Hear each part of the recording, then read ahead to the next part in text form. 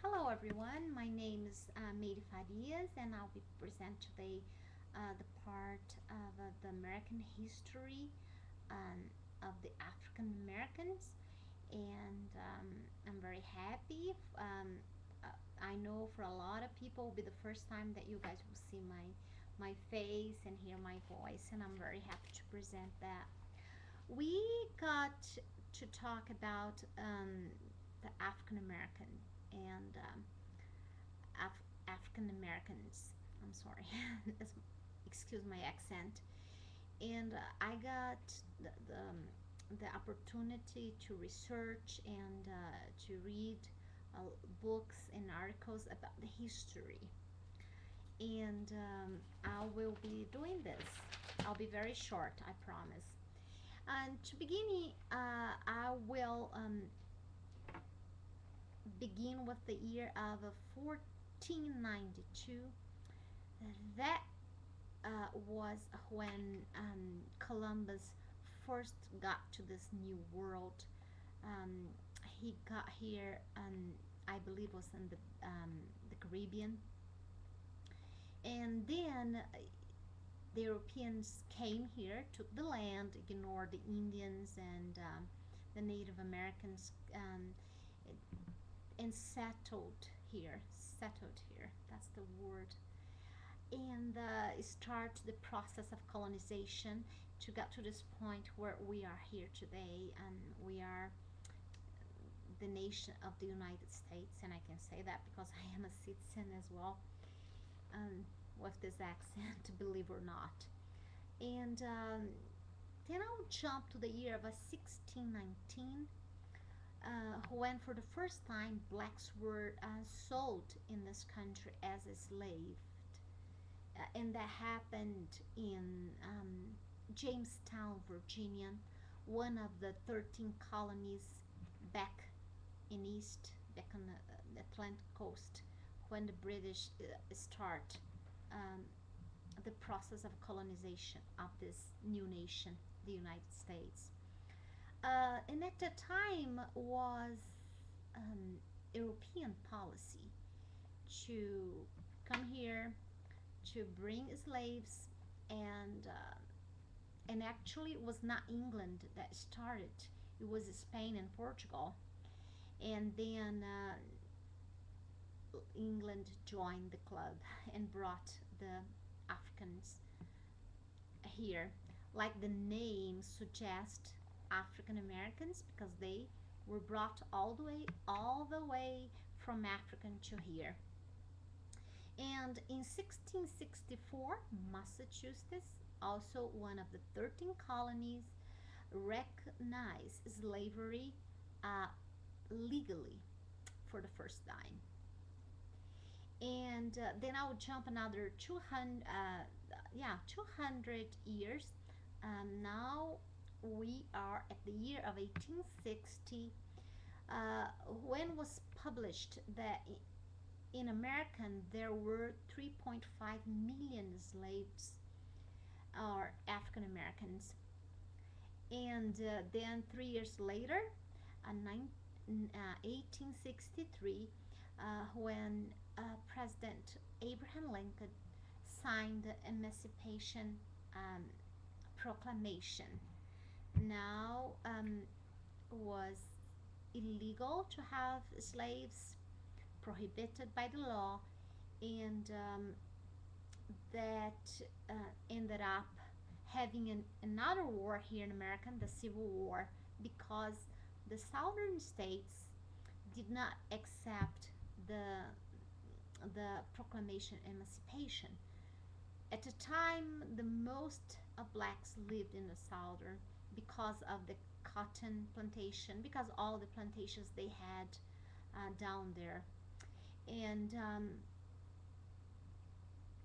after the Civil War was over, the North won, and a lot of people from the southern, a lot of black uh, from the southern start looking up to those North states, and go in.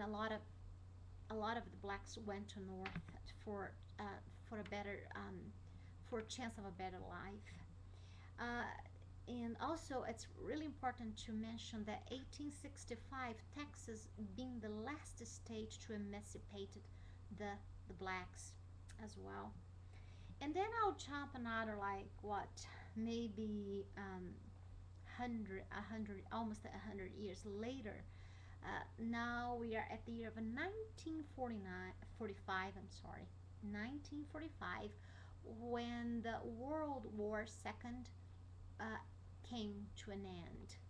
And after all the destruction that they had in Europe, the United States came out of the war as a leader country of the free world, um, military, economically, and became a very strong nation.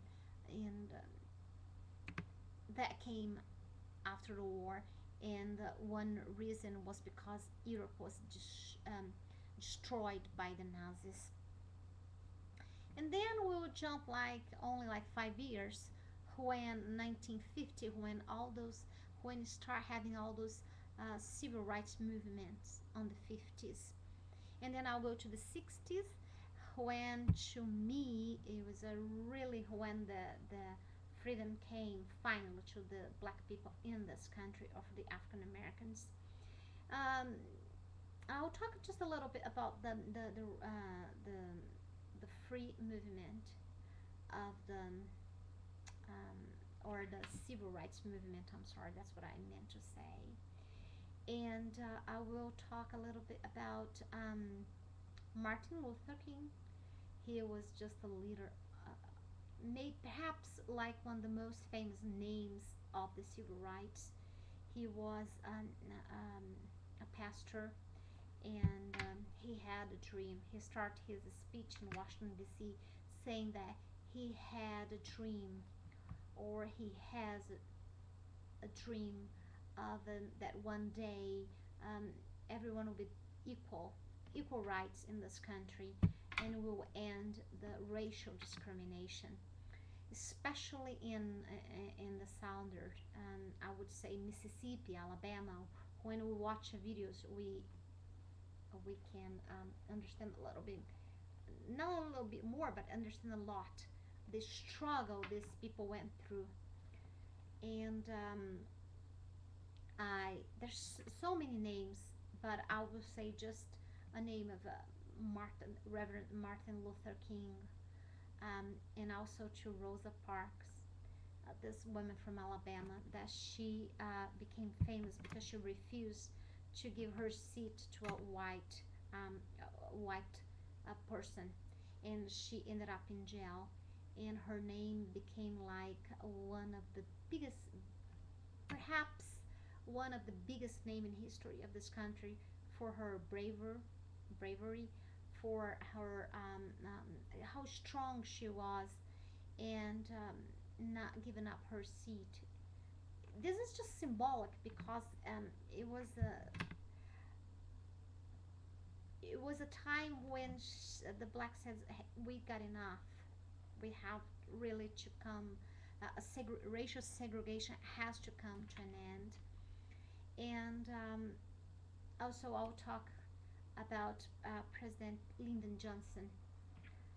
He was the one that signed the bill in 1964, ending racial segregation, and also it's now against the law discriminated basis on race, gender, nationality, origin.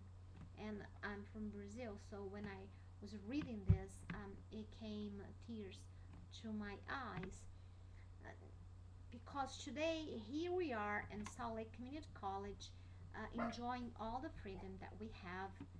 People from all over the world come here, and we in our campuses there is people with disability, there is different races, and wasn't that way before.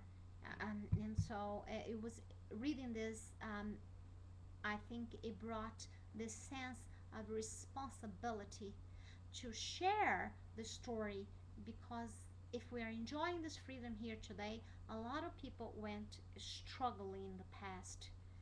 And to um, I think the conclusion that I would say is, it was not just about um, a race. It was about also later on this 64 year, a lot of people start questioning why do we live in a segregation as well, like the disabled people.